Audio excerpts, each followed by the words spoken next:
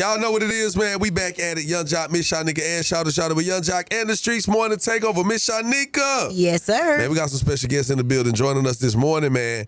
You've seen them all over your cell phone devices. I mean, your pads. And you seen them at the water cooler having conversations about, you heard what they said on Earn Your Leisure? That's right, man. Ladies and gentlemen, in the building this morning, we have Mr. Rashad Bilal and Troy Millens of Earn Your Leisure.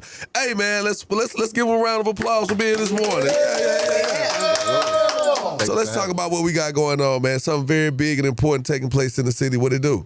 Yeah, for sure. Well, first and foremost, thank you for having us. Appreciate it. Nah, man, thank y'all for being here. And Atlanta's like our second home. We spend so much time in Atlanta. Like, people think that we actually live in Atlanta. That's how much time we're in Atlanta. So we got a big event called Invest Fest. Okay. Which is a financial literacy business festival. We started it 2 years ago. This is year 3. And it's in Atlanta, Georgia World Congress Center at the end of the summer, August 25th. And the whole idea was to kind of blend culture, what we already do, blend culture and finance and educate people, but do it in a fun way and make it a festival type of feel. So we got food trucks, we got entertainment, we have vendor marketplace, podcast stage, but it's all built around education, learning, and something that's really never been done before, like in the manner and style that we put it together. This is year 3. First year we had 4,500 people. Last year we had 14,000. So this year we're looking for 20,000. From 4,500 to 14,000. Yeah. Wow. Sound like y'all took the 4,500. Y'all gonna need to State Farm Arena. They took the money. We spoke to had an invest fest back into it. Came with the 14,000. That's what's up. So how does this work, man? Who's going to be speaking? Like how does it kick off? Well, you kind of gave us a description of the texture, but let's get more into it. Yeah, so, I mean, we try to figure out who are the best people in each industry. And so whether it's from real estate, whether it's from investing, whether it's from the world of tech. So last year, we had Tyler Perry from the world of entertainment headlined it. So that was incredible. How much did that cost? Some things you can't pay for. Sometimes relationships can breed things that money can't buy. And that was one of those things. We had the CEO of Chick-fil-A there last year, a couple of billionaires. Don Peoples was there, who was one of the best, probably the top real estate professional from our community. And so this year it was like, how do we top it? How do we get more people from our culture that are doing amazing things? So we got Robert F. Smith, the wealthiest African-American in the history of the country. Yes. We got Diddy headlining. We got Rich Paul. We got Maverick Carter. We got Auntie Tabitha Brown coming through. We got Ari. We got Atlanta's own. JD's going to be there. And we got Jeezy closing it out, right? So we want to make sure that people, Maverick Carter, we want to make sure people get to encompass. We can't forget. I was going to wait on Chris. We got, and there's some people we haven't announced yet, just because we want to have that anticipation build up. But we want to bring the brilliance from all different areas of economics and business to Atlanta so that we can see it and it can be something that's aspirational for the attendees. So where are you guys originally from? We're from New York originally. Okay. So what made you want to bring it to Atlanta? We started it during COVID. So New York was shut down during that time.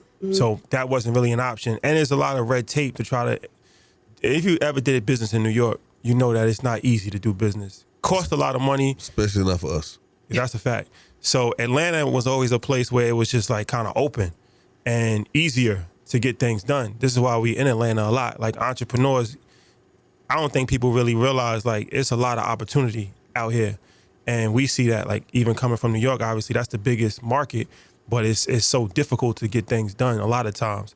And it's a cost a lot of money too. So Atlanta was a cheaper place to get things done, more open. And this is the Black Mecca when it comes to entrepreneurs and business. So for us, our message of investing, entrepreneurship, business, what better place to do it than Atlanta? Like this is the most receptive. This is probably the most entrepreneurs for our community anywhere in the country. So it's just a perfect feel to have it in Atlanta. And Atlanta like has always embraced us from day one. So we just felt like, starting it in Atlanta was great. And then we just continued it. So for the people who are listening right now, future entrepreneurs, or someone that's interested in coming to Invest Fest, what are the games and how was it set up? Are the people going to be speaking on a panel? Is Diddy going to be performing? Is there breakout sessions where they're having one-on-one consultations? Are there going to be opportunity to get investors? Yeah, I'll just answer and you can talk about that too. So the most important thing for any type of event like this is the networking, I feel like. So you're gonna be in a room with 20,000 like-minded people, positive people, right? So I always encourage every single person. It's great to see billionaires. It's great to see your favorite artists, but more importantly is the person next to you. That's the person that's really gonna be able to change your life more so than somebody that is already worth $500 million or $1 billion. So how the format actually works is that is a mixture of fireside chats, live podcasts, panel discussions, and a variety of different other ways how it's kind of integrated. Diddy's not performing; he's talking. But we do have Jeezy. He's performing. I think Jeezy's going to talk too. And we got Ja Rule. He's going to perform. A couple other performers. But for the most part, it's done in a panel style or either a fireside chat style. And then we have a vendor marketplace. The vendor marketplace is extremely important because that's 400 small business vendors, right? So now it's like a football field full of just different business. It's really like a Black Wall Street if you really think about it. It's all kinds of different businesses, people selling oils, people selling merch, people selling hair products, different things of that nature. So now, it's important to support those businesses, but that's really where you get to kind of congregate and meet, bump into somebody, or what do you do for a living? So I always tell people you have to be, like you asked how much it was to book Tyler Perry. It's crazy. We've had probably 7 billionaires. We never paid for a billionaire. You can't pay a billionaire. Some things you just got to have a relationship and they got to see the value in it. So people a lot of times try to skip past the relationship part and just use their money. That's not really the best way to go about it. The only way to really get really, really rich, and what I'm noticing, like these guys that's really 9 figures and billionaires, it's all relationship, handshake, stuff like that. It's not about just spending money and stuff like that. So I always encourage people, every event, but especially an event like this, make at least 5 connections. I guarantee your life will change. Yeah, and you figure that when we think about 20,000 people being in the same place, we always think about who's on stage and who's performing and do we know the songs. Right. So imagine that being flipped on its head where it's like just 20,000 people that are engaged with learning and they're trying to figure out who their next business partner is going to be and they're going to figure out the next business idea. And so that's why it's a game changer. And so when they come, they're going to hear different types of panels. You're going to learn about taxes. There's going to be estate planning. There's going to be a reparations panel, right? There's going to be a women in business panel, right? Because we know the epicenter of our communities are women, right? Especially in Atlanta, right? And so we're going to have conversations about that. AI, which is a big conversation in our community, right? We still don't know, right? We walk into the room and people are like, hey, what is AI, right? And so we want to be the place where, number one, you're going to get the information first and foremost from the most adept people in the space, right? But then you can pick off somebody's brain inside of that room, right? Because that marketplace has 400 people. We have a food truck village where you're going to have vendors where they look like us, right? You're going to be supporting that. And so it's a place to network. It's a place to find your next business partner, your next business idea, and maybe your next spouse. You don't know. So if you just, we promote it all. So if you're just tuning in, we're speaking with Rashad Bilal and Troy Millens of Earn Your Leisure. Now, before you guys get out of here, because I know y'all got to go golf with some billionaires or something of that nature.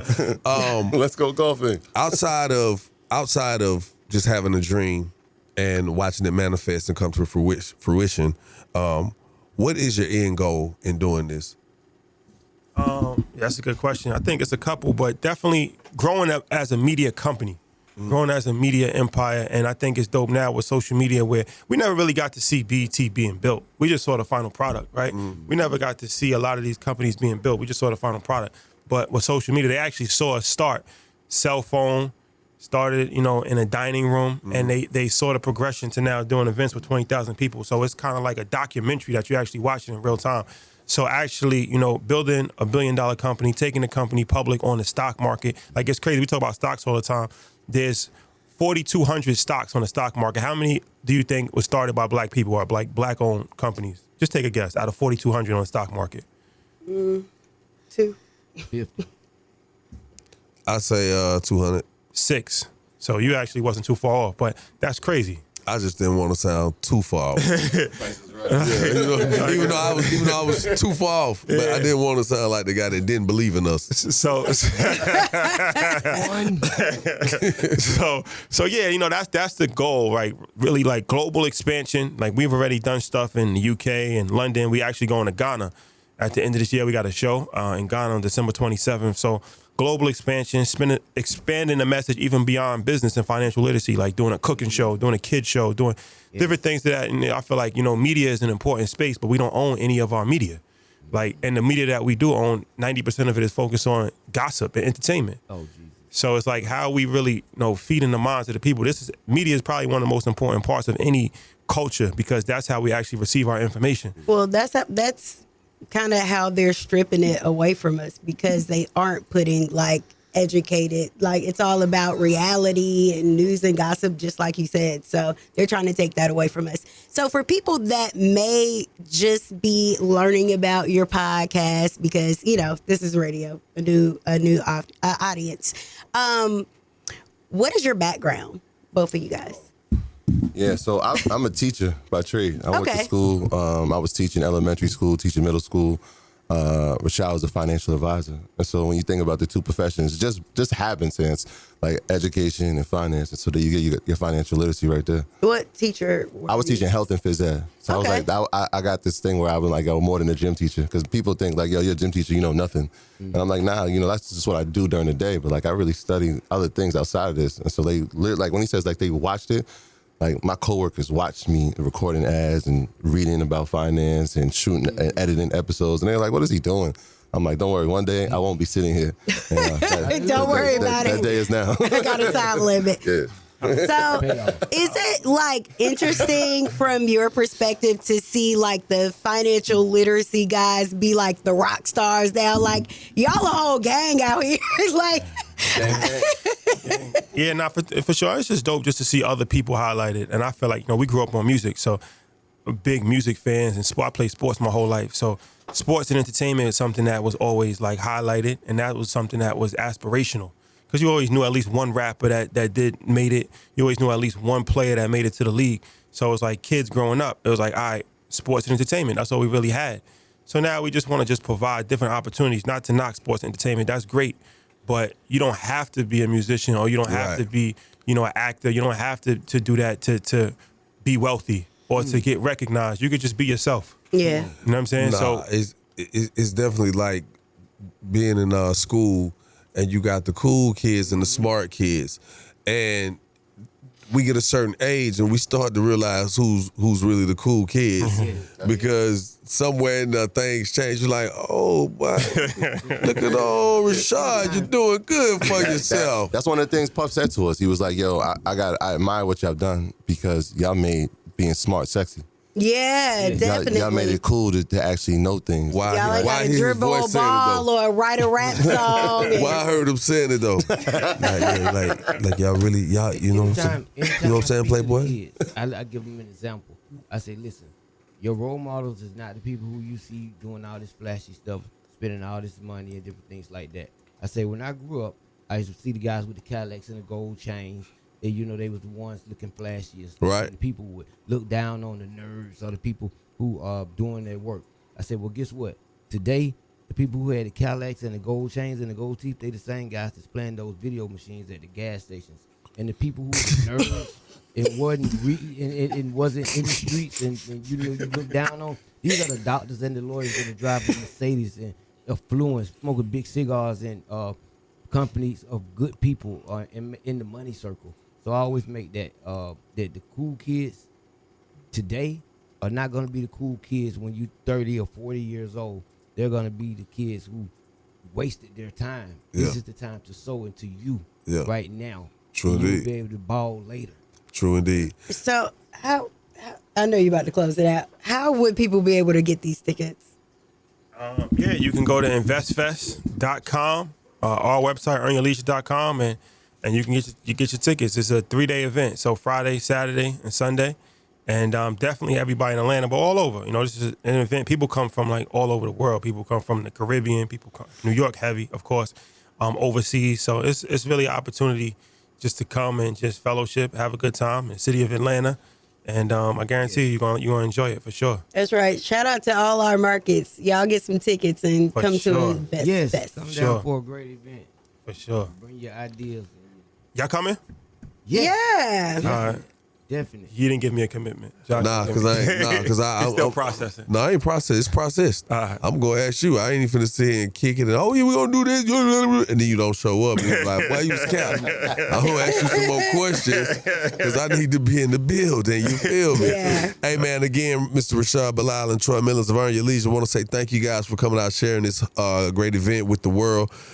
We don't mind giving our platform to those who truly can use it and make it what it's meant for, other than just to hear the songs play. We appreciate you guys very much, man, wholeheartedly. Continue on with what you're doing. We'll be in the building. Yes, sir. Y'all need to just go on and put us a spot in the building. You feel what I'm saying? Got you. Yeah, no. You know, we need to be there. Like I need to ask Jeezy about that $2 Oh, the $2 sub meal. Everybody want to know about that, right? All right, man. We definitely appreciate y'all. So, hey, man, shouts out to the game, man. It's up, it's lit, and we definitely gonna stick around for more Young Jock in the Streets Morning Takeover.